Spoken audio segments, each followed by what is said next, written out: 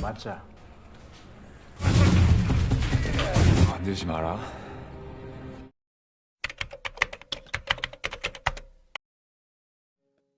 Cerita ini dimulai dari seorang kurir makanan yang bernama Taejun. Taejun adalah pria baik hati dan pekerja keras. Malam itu, Taejun bersiap untuk mengantarkan pesanan ke seorang pelanggan. Namun, dua sejoli dengan menggunakan mobil sport dengan isengnya melempar makanan yang akan diantarkan Taejun, sehingga membuat makanan itu rusak. Dua sejoli itu menertawakan Taejun sambil tancap gas kabur. Namun mereka tidak tahu bahwa kota itu adalah wilayah dari Taejun. Tidak sulit bagi Taejun mencari jalan pintas untuk mengejar mereka. Dan Taejun tidak membutuhkan banyak waktu untuk memberhentikan mereka dengan paksa. Dengan tampang kalem Taejun menghampiri pengemudi mobil sport tersebut dan meminta ganti rugi. Setelah masalah dengan pengemudi mobil sport selesai, Taejun menemui adiknya yang bernama Taejin di universitasnya. Tidak lupa juga Taejung membawakan makanan untuknya dan mewanti-wanti agar Taejin rajin belajar. Keduanya juga membicarakan toko warisan ibu mereka yang rencananya akan Taejung dekorasi. Malam itu, Taejung tidak langsung beristirahat melainkan pergi ke tokonya dan memulai untuk mendekorasi, yang dibantu oleh pacarnya yang bernama Suji dan beberapa teman dekat Taejung. Di sini, diperlihatkan bahwa Taejung benar-benar memperlakukan temannya layaknya teman sejati. Dia berniat membayar tenaga teman-temannya tersebut. Begitupun dengan sahabat Taejung sendiri. Mereka menolak upah dari Taejung dan dengan tulus membantunya. Tidak hanya para sahabat Taejung yang merasa bersyukur memiliki teman sepertinya, rasa bangga juga dirasakan Suji sebagai pacarnya. Dia bangga dengan Taejung yang baik hati dan pekerja keras. Suji tahu bahwa pacarnya tersebut kurang istirahat, dan di sisa waktu di hari itu, Suji berniat menghabiskannya bersama Taejung. Keesokan paginya, Taejun bangun lebih awal dari Suji. Dia masak dan membersihkan rumah serta membuang sampah ke depan rumahnya. Yang setelahnya, Taejung kembali bekerja seperti biasanya. Hari itu, Taejung mendapatkan pesanan di sebuah apartemen. Di tempat itu juga, Taejung melihat sebuah pot tanaman yang sebagian daunnya sudah hampir kering. Lantas, Taejung meninggalkan pesan di sebuah kertas untuk pemilik pot, agar tanaman tersebut ditaruh di tempat yang disinari matahari. Sorenya, Taejung kembali mengantar pesanan ke sebuah rumah. Dan di tempat itu, Taejung melihat ada seorang nenek meminta bantuannya. Nenek itu meminta Taejung untuk membantu membawakan kopernya. Malamnya, Taejung membeli makanan dan minuman di sebuah minimarket dan menyantapnya tepat di depan minimarket tersebut. Tidak lama dari itu, Taejung mendengar suara ponsel berbunyi, dan suara itu berasal dari ponsel seseorang yang tertinggal yang tidak jauh dari tempat duduknya. Taejung mengangkatnya dan mengatakan bakal menitipkan ponselnya di kasir minimarket. Terdengar pemilik ponsel itu seorang perempuan dan meminta diantarkan ke rumahnya dengan imbalan 300 ribuan. Sebelum pergi, Taejung kembali ke minimarket sembari menenteng ponsel gadis itu untuk membuang bungkus makanannya. Yang ternyata pemilik ponsel tidak memberikan alamat rumahnya, melainkan meminta Taejung untuk menaruh ponselnya di sebuah tempat telepon darurat yang lokasinya berada di jalan terowongan. Taejung menawarkan untuk mengantarkan langsung ke rumahnya karena tempat itu terlalu sepi. Namun gadis itu menolak dengan alasan tidak biasa ditemui pria. Akhirnya Taejung menaruh ponselnya dan di sana juga ada uang yang sudah dijanjikan. Keesokan paginya, Taejung dan adiknya Taejin makan bersama dengan ditemani foto ibu keduanya. Yang setelahnya, Taejun memotret tanaman kesayangannya untuk ia kirimkan kepada Suji pacarnya. Dan tanpa disadari, di luar beberapa orang diam-diam masuk ke rumahnya dan meringkus Taejun. Yang ternyata orang-orang itu adalah sekelompok polisi. Mereka menggerebek Taejun dan melakukan penahanan atas tuduhan pemerkosaan dan pembunuhan seseorang gadis. Taejun dibawa ke kantor polisi yang langsung diserbu oleh wartawan. Yang tidak lama dari itu, media Korea digemparkan dengan berita Taejun. Dengan headline, Taejun si pembunuh. Dan berita itu sampai pada Suji. Suji mencoba menghubungi Taejun, berharap Taejun mengangkatnya, dan berharap berita yang ia lihat bukan pacarnya. Taejun dibawa ke ruangan interogasi. Dia diperlihatkan beberapa foto korban. Melihat itu, Taejun bersumpah bahwa dia tidak mengenalnya dan bukan dia pembunuhnya. Tidak lama dari itu, tim forensik datang dan mengambil sampel DNA dari Taejun. Sedangkan Suji, dia menutup tokonya. Dia melihat berita online yang memberitakan tentang kasus pacarnya sambil menangis. Paginya, Taejun ditemui oleh ketiga sahabatnya. Dan di situasi itu, Taejun masih sempat-sempatnya mengkhawatirkan tanamannya, sehingga membuat temannya jengkel. Mereka mengatakan bahwa situasi Taejun sangat gawat saat ini, gara-gara identitas Taejun bocor. Dan benar saja, rumah Taejun dihiasi dengan tulisan sumpah serapah. Taejun kembali ke dalam sel tahanan, dia bertanya kepada polisi, kapan dia bakal dibebaskan. Dengan tampang songong, polisi itu meminta Taejun membuktikan diri kalau dia tidak bersalah, kalau Taejun ingin bebas. Mendengar itu sontak membuat Taejun marah. Dia menangis sambil teriak-teriak kalau dia bukan pelakunya. Dan dia bersumpah kalau dia bebas dia tidak akan membiarkannya lolos. Polisi itu pergi begitu saja, namun ada seseorang yang memperhatikan Taejun saat itu. Sedangkan Suji dia menyewa seorang pengacara, yang setelahnya Suji menemui Taejun. Hal pertama yang dikatakan Taejun adalah meminta maaf kepada Suji. Yang setelahnya, Taejun menangis menjelaskan kepada Suji bahwa dia tidak tahu apa yang terjadi. Dan dia mengaku bahwa dia bukan pelakunya. Mendengar itu membuat Suji lega. Dia menangis dan percaya kepada Taejun. Suji meminta Taejun bertahan dan Suji akan mati-matian membela Taejun. Suji, Taejin, dan beberapa sahabat Taejun berdiskusi dengan pengacara. Pak pengacara menjelaskan ada satu kelemahan dalam kasus Taejun, yaitu dalam laporannya tidak dicantumkan kapan korban meninggal. Dan celah itulah yang bakal mereka manfaatkan untuk membela Taejun. Sedangkan Taejun sekarang berhadapan dengan seorang jaksa. Jaksa itu masih belum mendapatkan pengakuan dari Taejun. Bahkan sekarang Taejun optimis bisa membuktikan dirinya tidak bersalah. Taejun ditemui Suji. Dia menceritakan apa saja yang Taejun lakukan 2 hari sebelum kasus pembunuhan. Dan tugas untuk mencari bukti-bukti bahwa hari itu Taejun bekerja dilakukan oleh adiknya dan ketiga sahabatnya. Untungnya dalam proses pencarian bukti-bukti itu mereka tidak mendapatkan kesulitan. Bahkan mereka malah dibantu oleh pemilik toko. Mereka kenal Taejun pria baik dan tidak percaya dengan berita yang sekarang sedang beredar. Setelah bukti berhasil mereka kumpulkan, terus mereka rangkai. Apa saja selama 2 hari itu Taejun lakukan. Perjuangan mereka mencari bukti dan merangkainya tersebut membuat pengacara mereka takjub. Pengacara Taejun yakin dengan bukti selengkap itu bisa memenangkan kasus ini. Diceritakan, hari persidangan berlangsung. Pengacara Taejun membeberkan bukti aktivitas Taejun selama 2 hari. Pak pengacara meminta jurnalis dan para hadirin untuk melihat bukti aktivitas Taejun yang begitu padat. Menurut Pak pengacara, melihat betapa sibuknya Taejun saat itu, tidak mungkin mempunyai waktu untuk membunuh korban. Penjelasan Pak pengacara tersebut membuat para hadirin sedikit mulai percaya bahwa Taejun tidak bersalah. Dan sekarang Pak Hakim mempersilahkan jaksa penuntut umum menjelaskan tuntutannya, yang dimana saat itu Taejun harus duduk di kursi saksi. Pak jaksa setuju dengan pembelaan pengacara Taejun bahwa Taejun orang baik dan pekerja keras.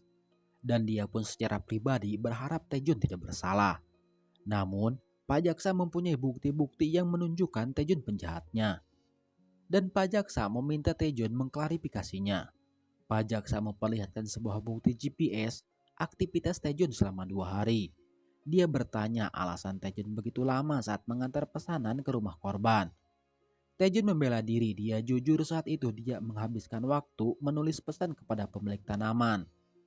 Terus Taejun juga diperlihatkan sebuah CCTV yang menampilkan Taejun membawa koper. Taejun mengatakan bahwa dia hanya membantu seorang nenek yang ternyata koper itu berisi jasad korban.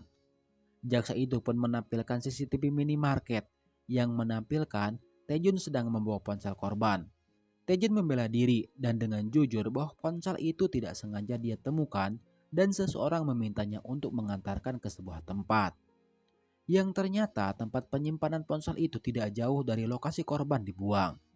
Mendengar pengakuannya tersebut tidak membuat Pak Jaksa percaya, apalagi ketika Taejun mengaku bahwa ponsel korban hasil nemu.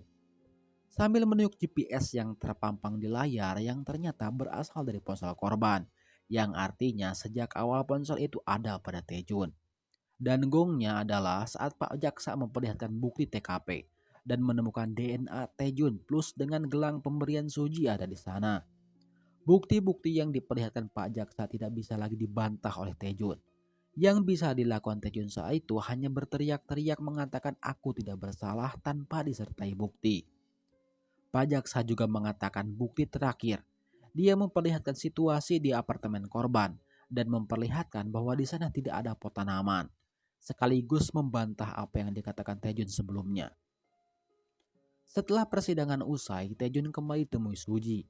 Dia mengatakan bahwa pengacaranya mengundurkan diri. Dia juga bertanya alasan Taejun tidak menggunakan gelang pemberiannya. Namun saat itu Taejun tidak bisa berkata-kata lagi. Mulai dari sini Suji sekarang percaya bahwa Taejun adalah penjahatnya. Suji juga mendapatkan info dari mantan pengacaranya bahwa saat ini tidak ada yang bisa dilakukan Taejun selain mengaku bersalah dan mengaku menyesal agar hukuman Taejun diringankan. Dan sekarang Taejun benar-benar dipindahkan ke tahanan paling berbahaya, yang dimana lokasi tahanan itu dikelilingi hutan belantara. 1 hari sejak kepindahannya, Taejun ditemui oleh seorang pengacara yang bernama Kim Samkrak. Orang ini adalah orang yang sebelumnya memperhatikan Taejun saat Taejun masih di tahanan polsek. Kim Samkrak membicarakan seorang yang bernama Chanayong. Setelah mengikuti kasus Taejun dan melihat apa yang dilakukan aparat negara yang begitu terstruktur dan masih memfitnah Taejun, mengingatkan Pak Kim dengan kasus Chanayong. Namun, Taejun tidak mengenalnya. Lagian saat ini Taejun sudah pasrah karena perkataannya sudah tidak dipercaya lagi. Saat pengacara Kim mengatakan bahwa dia mempercayai Taejun, Taejun menangis, seolah cahaya kehidupan kembali muncul di hidupnya. Taejun langsung meminta tolong kepada pengacara Kim. Dan itulah alasan Pak Kim datang menemui Taejun. Pak Kim langsung menyiapkan catatan dan alat perekam dan meminta Taejun untuk mengingat momen yang bisa menjadi alibi pembelaan bagi Taejun. Taejun akhirnya ingat ada hal aneh saat di persidangan yang dimana Taejun merasa linglung. Dia juga mempertanyakan gelangnya bisa ada di TKP. Padahal dia ingat bahwa gelangnya terjatuh di kontrakan adiknya. Mendengar itu Pak Kim meminta alamat adiknya dan berniat menginterogasinya diam-diam. Pak Kim juga meminta Taejun merahasiakannya.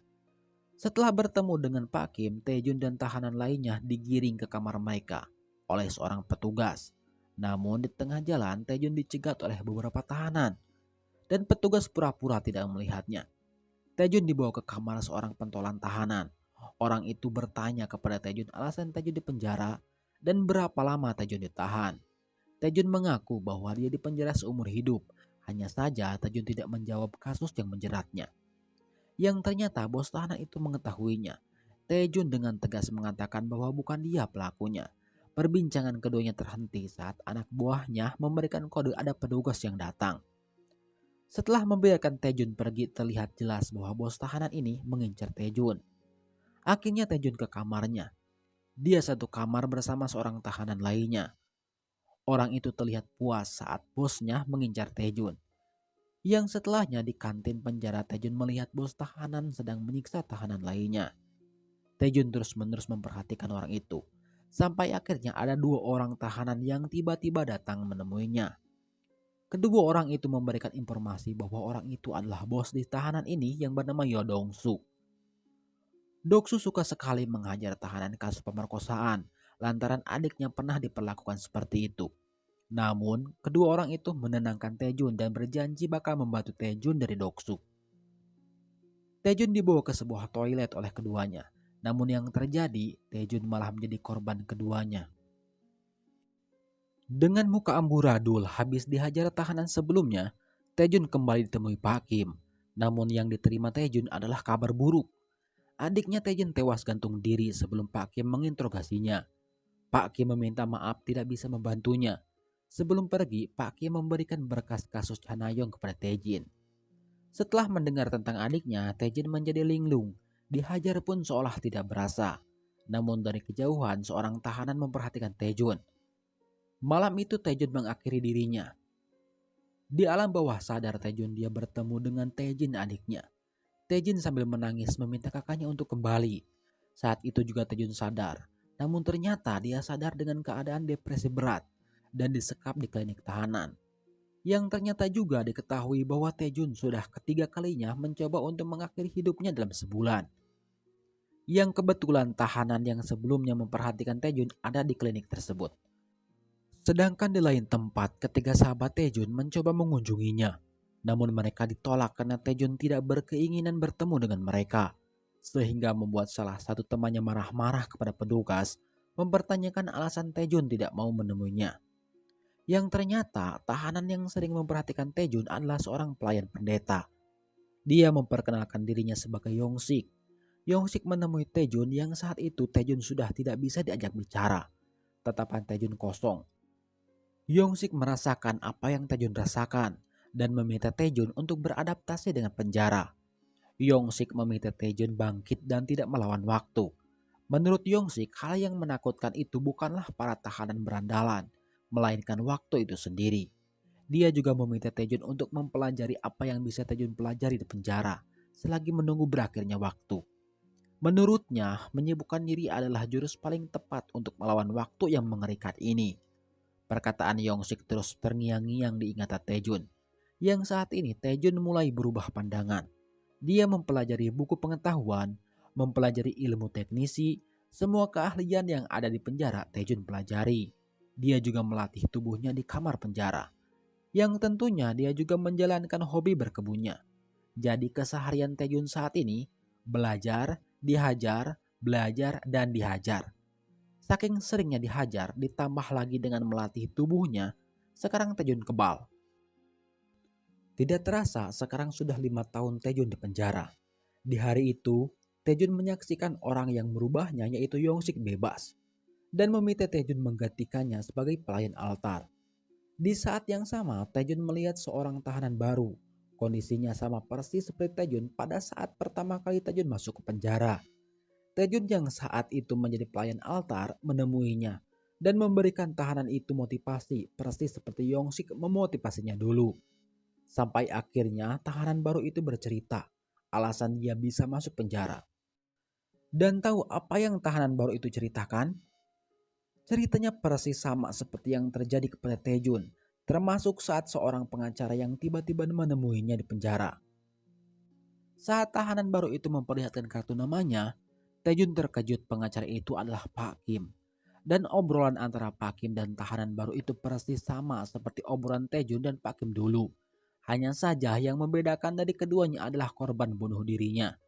Namun tahanan baru ini sedikit pintar dari Taejun. Dia langsung mencari tahu Pak Kim, yang ternyata Pak Kim tidak terdaftar di organisasi advokat Korea. Dan tahanan baru ini bercerita kepada Taejun, dia yakin kalau Pak Kim adalah salah satu komplotan penjahat yang menjebaknya. Mendengar itu Taejun kembali merasakan traumanya. Saat itu juga Taejun kembali ke kamarnya dan membaca dokumen kematian Chanayong. Melihat ekspresi Taejun saat itu saja, sepertinya alur kasus Chanayong sama dengan kasusnya. Paginya Taejun dikejutkan dengan tahanan baru yang sebelumnya curhat kepada Taejun meninggal. Dia menyumpal mulutnya sendiri. Di momen itu Taejun benar-benar marah. Dia menghubungi Pak Kim memintanya untuk bertemu dengan alasan kalau Taejun sudah menemukan bukti baru untuk pembelaannya. Hal pertama yang dilakukan Taejun adalah menatap tajam Pak Kim. Dia menceritakan tentang tahanan yang baru saja Pak Kim temui meninggal. Yang setelahnya Taejun memastikan bahwa adiknya tidak bunuh diri melainkan dibunuh oleh Pak Kim sendiri. Ekspresi iba yang sebelumnya diperlihatkan Pak Kim sekarang berubah tertawa dan membenarkan. Taejun langsung memperingatkan Pak Kim. Dia berjanji jika dia bebas tidak akan membiarkannya lolos. Namun ancaman Taejun tidak membuat Pak Kim ketakutan. Mengingat sekarang Taejun di penjara seumur hidup, Pak Kim malah menyarankan Taejun bunuh diri. Namun setelah pertemuan itu membuat Pak Kim panik. Dia menghubungi seseorang mengatakan rencananya kacau. Sedangkan Taejun, dia menemui pendeta. Dan dia mengundurkan diri dari pelayan altar. Dan alasan hidup Taejun saat ini adalah balas dendam. Di tengah kemarahannya tersebut, geng Doksun malah membuat Taejun semakin marah. Taejun dicegat dan diminta untuk menjadi samsak latihan mereka seperti biasanya. Namun, Taejun menolaknya sehingga membuat anak buah Doksun marah. Untuk kali ini, Taejun tidak lagi pura-pura cupu. Dia langsung mengeluarkan kekuatan yang sebenarnya. yang selama ini Taejun pendam saat dihajar gengnya Doksun tempo hari. Setelah menghajar semua anak buah Doksun, Taejun dengan santainya menemui bos mereka dan memperingatkan Doksun untuk tidak lagi mengganggunya. Gara-gara kejadian itu, Taejun menjadi pusat perhatian. Lantaran selama ini tidak ada yang berani menyentuh geng Doksun. Jelas menyadari pamornya sebagai orang yang ditakuti ditahan dan terancam, dia langsung menyumpal siapa saja yang meragukan kekuatannya. Berita tentang dihajarnya geng Doksun juga sampai di wilayah geng lainnya. Dan geng itu diketuai oleh tahanan yang bernama Do Gangjai. Gangjai datang ke tempat keributan itu, namun belum sempat terjadi huru-hara yang lebih besar, petugas datang. Yang ternyata ketua sipir adalah bos dari Doksun. Ketua sipir juga memperingatkan Doksun untuk tidak membuat masalah. Dia khawatir karena sebelumnya ada yang mati. Terlebih lagi, bisnis pertarungan ilegalnya yang dibuat di dalam penjara bisa terancam. Ketua sipir itu malah meminta Doksun untuk memeras tahanan baru. Sedangkan Taejun ditemui Pak Yongsik, yang ternyata sebelumnya Pak Pendeta menemui Yongsik, memberitahukan bahwa Taejun sudah mengundurkan diri jadi pelayan altar. Dan dia khawatir terjadi sesuatu terhadap Taejun. Begitupun Yongsik, dia menemui Taejun hanya untuk mengetahui keadaannya. Dia pun khawatir kalau Taejun kembali tenggelam dalam keputusasaan. Mendengar itu Taejun tersenyum melihat Yongsik mengkhawatirkannya dan menenangkannya bahwa dia baik-baik saja. Namun setelahnya Taejun berubah serius. Dia berbisik kepada Yongsik mengatakan yang sebenarnya, bahwa dia tidak bersalah dan berniat keluar dari penjara. Kembali ke geng Doksun, anak buah Doksun masih kesal dengan Taejun. Dia berbicara kepada Doksun dan mempertanyakan apakah Doksun akan membiarkan Taejun terus-menerus merusak pamornya. Akhirnya Doksun memerintahkan petarung terbaiknya untuk membereskan Taejun yang bernama Jeong.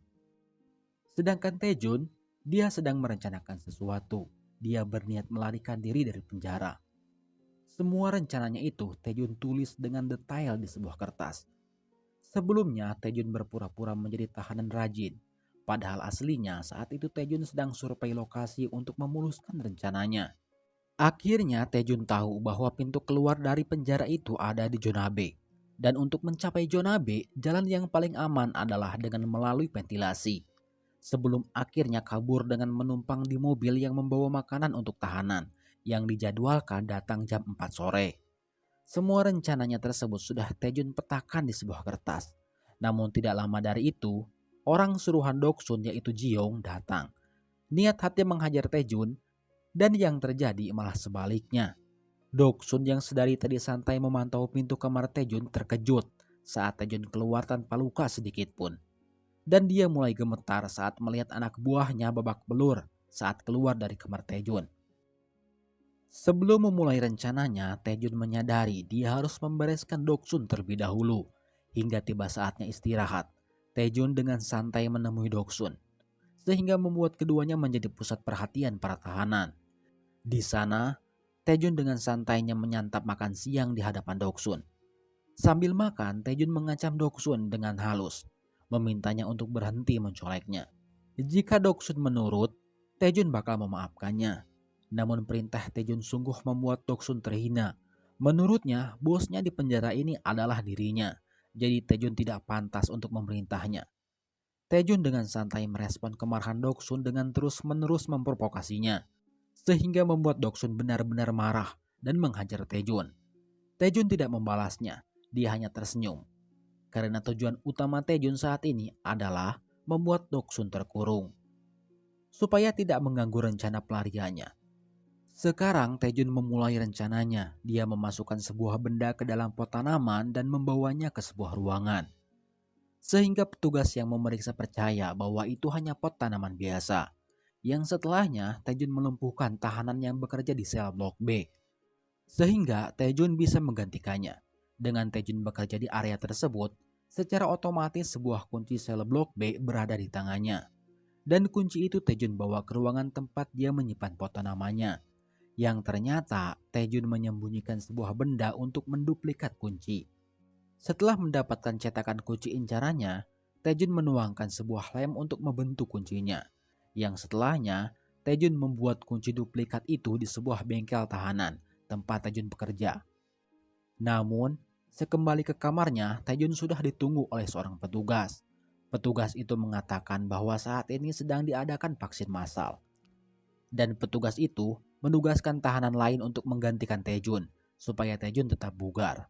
Yang ternyata petugas itu bertaruh untuk Taejun, dan meminta Taejun untuk bertarung dengan tahanan lainnya di atas ring.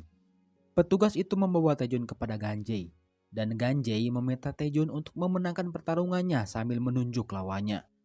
Taejun melihat jam menunjukkan hampir jam 4. Taejun tanpa banyak bicara langsung menghajar lawannya tanpa mempedulikan waktu pertandingan belum dimulai, sehingga membuat Ganjai marah. Namun, Taejun tidak mempedulikannya dan pergi begitu saja. Namun sesampainya di kamar, dia melihat petugas dan seorang tukang vaksin ada di sana. Dan situasi itu sungguh memakan waktu Taejun.